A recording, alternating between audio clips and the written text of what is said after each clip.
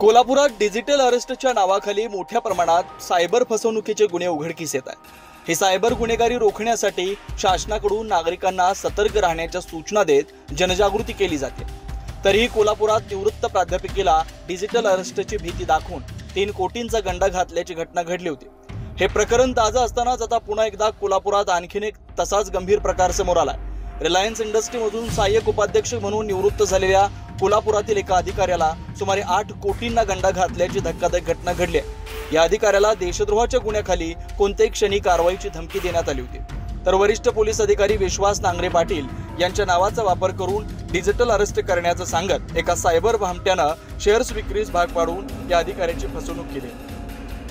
या प्रकरणी कोल्हापुरातील देवकर पाणंद इथल्या दत्तात्रय गोविंद पाडेकर यांनी जुना राजवाडा पोलीस ठाण्यात दिलेल्या फिर्यादीनुसार फसवणुकीचा गुन्हा दाखल करण्यात आला।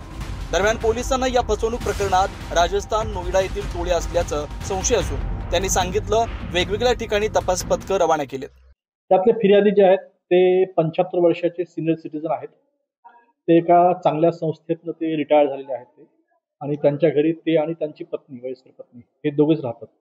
साधारणतः 24 मेला त्यांना एक कॉल आला आणि त्यांना सांगितलं की त्यांना एक ATM डेबिट कार्ड पाठवलं त्यांना कॅनरा बँकेचं त्यांच्या नावचं आणि सांगितलं की ह्या डेबिट कार्डमधनं PFIशी व्यवहार झालेले आहेत आणि वेगवेगळ्या दहशत संघटनेशी व्यवहार झालेले आहेत आणि तुम्हाला या दहशतवादी केस खाली तुम्हाला अटक करण्यात येईल, तुम्ही आम्हाला कॉपरेट करा। मग त्यानंतर 2-3 दिवस त्यांना बोलतं केलं, बोलून त्यांचे इन्व्हेस्टमेंट कुठे कुठे आहेत हे त्यांनी जाणून घेतलं आणि मग त्यांनी सांगितलं की शेअर्समध्ये इन्व्हेस्टमेंट आहेत, म्युच्युअल फंडमध्ये आहेत, काही फिक्स डिपॉझिट आहेत।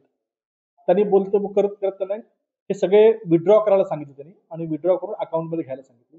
त्यांनी सिनियर सिटीजन असल्यामुळे ते सगळे अमाऊंट सगळे विड्रॉ केले आणि त्यांच्या अकाउंटला घेतले आणि मग ते सांगतील त्याप्रमाणे की आपल्याला अटक होईल या भीतीपोटी ते सांगतील त्याप्रमाणे विविध 6 बँकांचे भारतातले विविध अकाउंट आहेत त्या अकाउंटला त्यांनी 16 वेळा ट्रान्झॅक्शन केलेलं आहे। एकूण ट्रान्झॅक्शन जे आहे ती 7,86,00,000ची ट्रान्झॅक्शन आहे।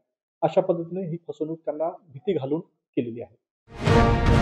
अशाच ताज्या अपडेटसाठी महासत्ता न्यूजला सबस्क्राइब करा।